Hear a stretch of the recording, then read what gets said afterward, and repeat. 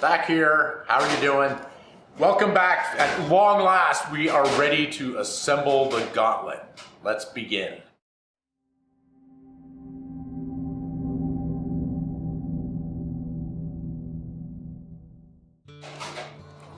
Okay, so I've decided I want to do gun bluing on this. I polished a few of the elements, the gadlings, the wrist piece, and the thumb. So I brought them up to a buff here, and then we are going to gun blue the other pieces to give a really stark contrast. So I'm going to start with the gun bluing. I'm using super blue gun blue here. All right, start with the biggest piece here.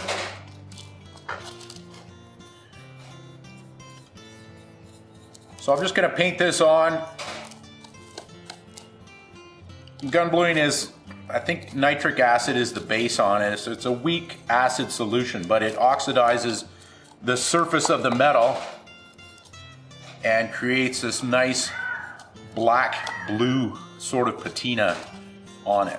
So I just brush it on there.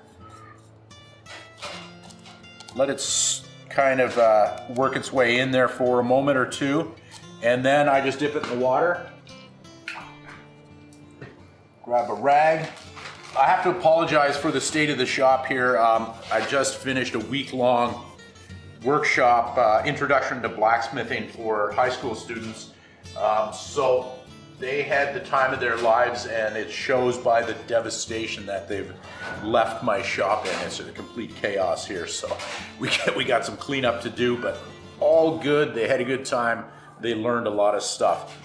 Okay, so I'm just going to dry this off, and now I'm going to put them over the pieces as I dry them off over by the forge to dry off more and continue the process.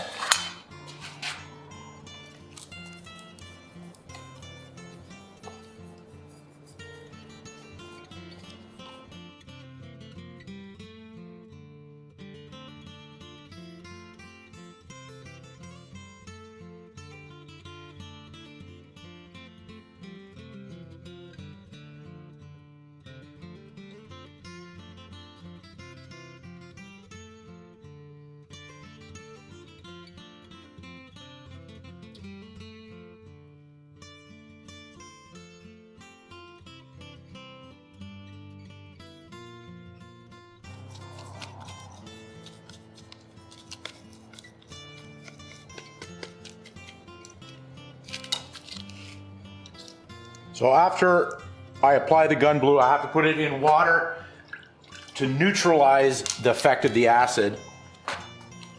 And then after that, I have to quickly dry it off to stop rust from occurring. There's always going to be some minute rust there, and that's all part of the patina, but you want to keep it in check.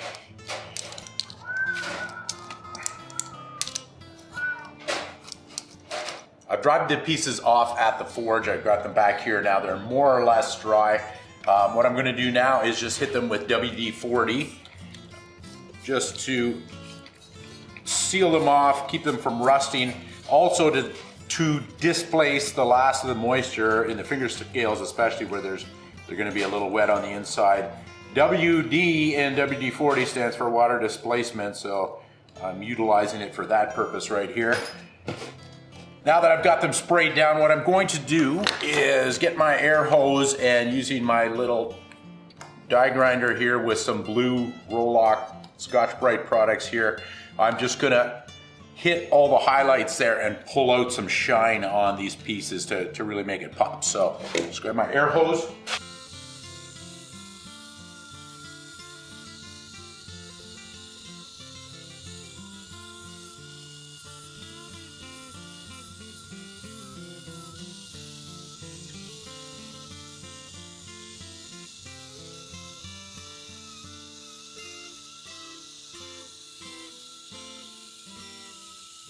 The actual assembly, here we go.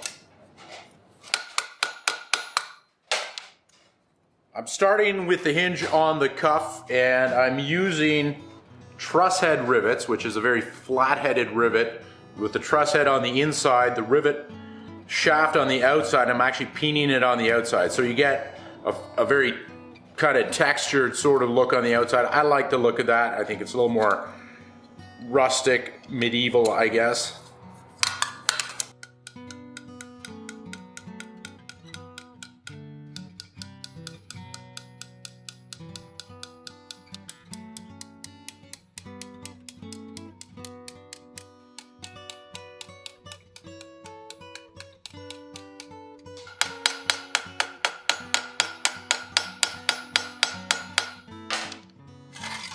there is the cuff. I'm just going to use a buckle to hold that shut there. I've already got a buckle in place on a piece of leather. I'm just going to cut the strap and drill it out here.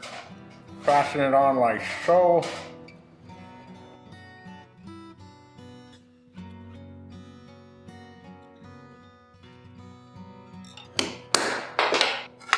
Through there, and I will just drill an 1/8 inch hole for that. So I'm going to use a tiny truss head rivet. Bring that through, and then I'll use a little 1/8 inch washer on the outside of there.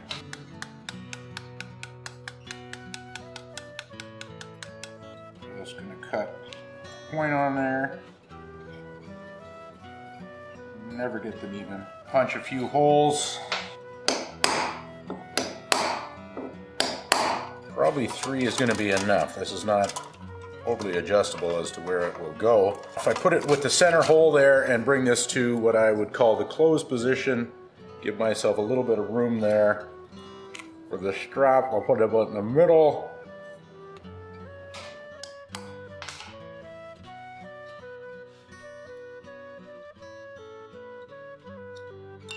Drill a hole.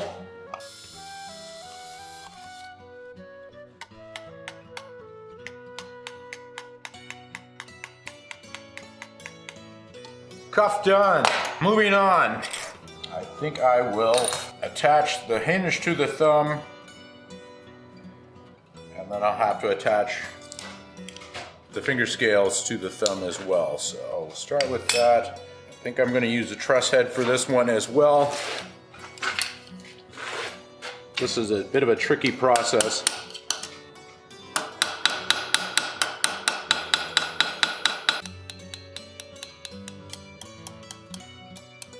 The hole on this hinge is a little over 3/16, but I don't want to put a washer on there, so I'm trying to mushroom a head big enough to capture that hinge. At the same time, I don't want to have this a solid rivet. I'm trying to keep this a pivoting rivet.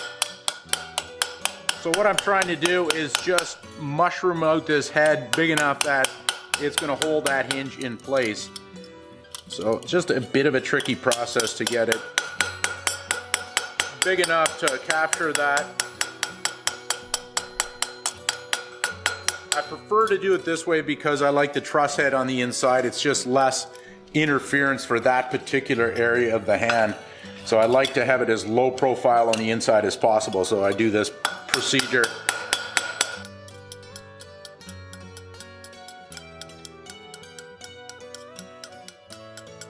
All right, so that's in place now. You can see that it moves freely, but at the same time, it's trapped on there. So that's what I was looking to achieve.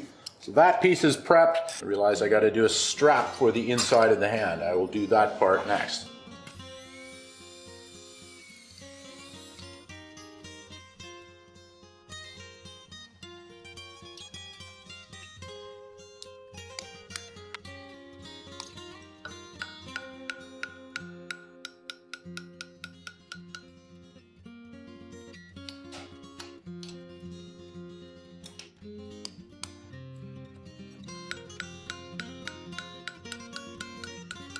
At this point, I'm going to attach the finger scales onto the thumb piece and the Gatling or knuckle rider. So I'm just going to get a hole in for the thumb one here.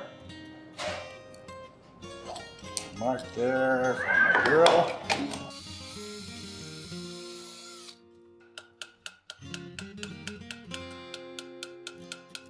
That is the thumb. Now I need to drill some holes in the knuckle rider here to attach the finger scales. Now I'll get my orientation correct here. Appropriate, always make sure you put the pinky on the right side. I like to keep a very long shaft on these pieces and very carefully work them down.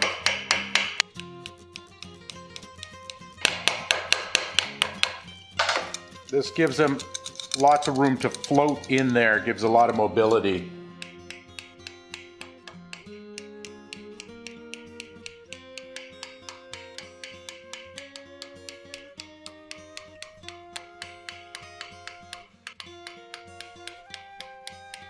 Okay, finally, we're gonna get all these pieces coming together. So, final assembly, here we go. This is where we get our sliding rivets actually functioning. So, I don't know if the camera can get in here and see what's going on in here, but basically, it's close quarters here, but I've got the washer in place and my rivet in the rivet set. And now I have to capture the washer in there without tightening up the rivet. I want to keep that nice and loose, but I need to create enough of a mushroom head to hold the washer in. This one a little bit awkward because I've got the thumb attached to it. Rivet goes through the hinge on the thumb and then through the two plates onto my rivet set, washer,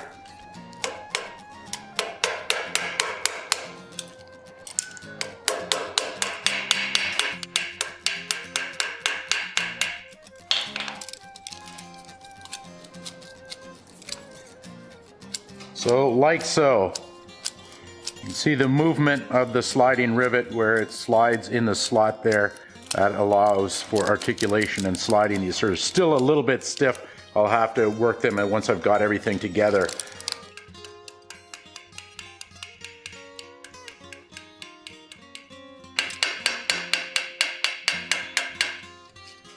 This is awkward. The access here is not very good for the hammer to get in.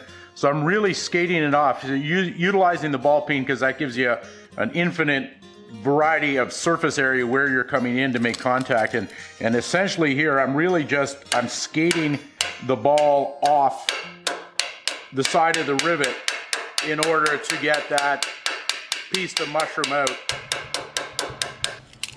Once I have the pieces together, I like to get in with a screwdriver and just give them some gentle nudgings to get them working together a little bit better. Catch any of the high areas. You can also get onto a piece of wood here.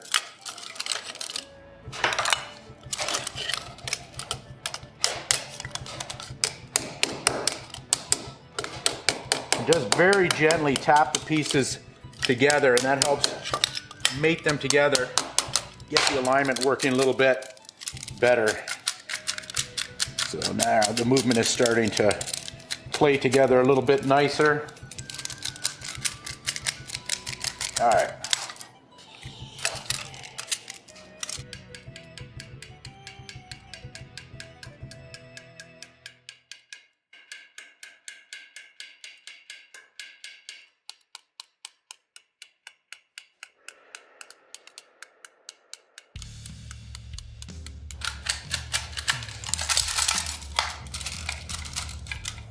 All right, moment of truth. Let's get the fingers in place. Very limited access here. This is very tricky. I find with gauntlets, everything is so tightly compacted. It gets really awkward at the very end here.